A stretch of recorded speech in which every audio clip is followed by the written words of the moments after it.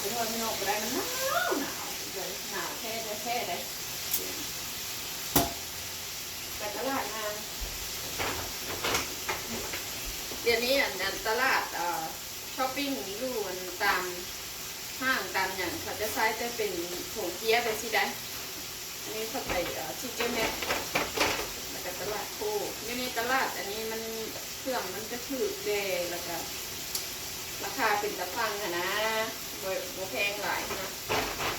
ซื้อมาอันนั้นเครื่องไว้เมื่อโต๊ะเหมือนนั้นก็แบบนั้นกระเจ้าอยู่ลาวแล้วก็ซื้อมาลงเดเพราะว่าตัวเองนะยันฮ้อนราคามันออนเชลเลยตัวนึง$4 $5ไม่ได้แพงตัวซื้อส่งไว้ต้นหลานอันนี้ก็$8เอาไซส์คูปองเข้าไปก็ได้จ่ายแต่ตัวนึง$3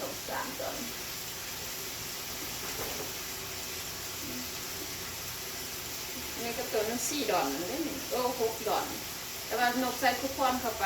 30%ได้จ่ายไป$3บอกออกมาไม่ซื้อนี่เนี่ย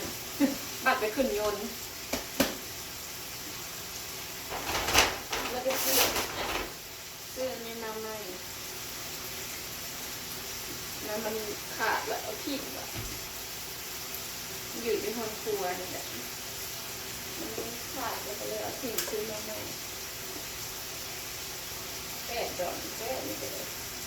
ซื้ออยู่ที่เจแม็กของมันอันนั้นโอเคอยู่ของแบบนั้นมาแบบยี่ห้อดีเด้ค่ะนะ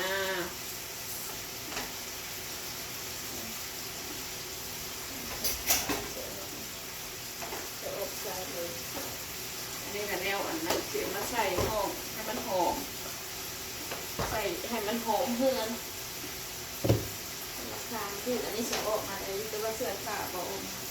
อันนี้เป็นอันนั้นแนวล้างหน้าก็เป็นแนวล้างหน้าแนวล้างหน้าอยากสวยเห็นงามได้สิงามมากๆเดี๋ยวมาค่ะสิอันนี้ก็คือเดี๋ยวบริแพงเราซื้ออยู่อันนะJJ Max $2นี่มันออนเซลนี่คนอยู่เมกาจะหูเนาะว่าตลาดตัวนี้เขาจะเอาแต่เครื่องดีๆเข้ามานะแล้วเราก็ไปซื้อเอาราคาแท้มันก็แพงเด้ถ้าเขาซื้อต่ำอันนั้นว่ามากอีกอย่างมันก็$6 $7ก็ได้อันนี้ดูที่เจแม็กมันออนเซลอันนี้มันเป็นแอปเปิลกับซิลลามอนอันนี้มันจะเป็นวานิลา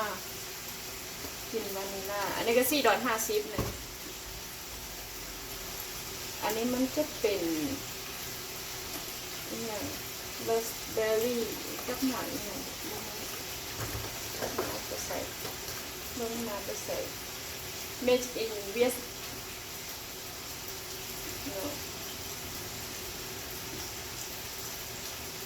นี่อย่างเวียดนาม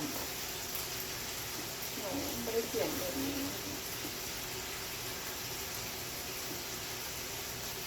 ว่าบุ้งอ่านไม่เป็นบางสิเราแกะนี่เป็น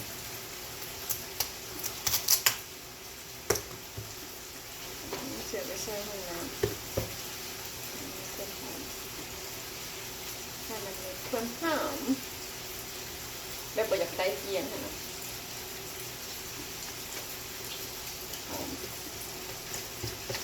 เอาตั้งเงินมันจะได้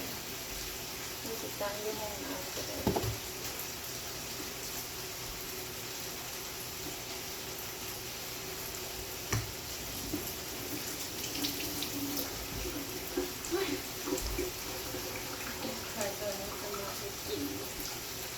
ไปแล้วพวกเจ้ามาทักทายสบายดีสุด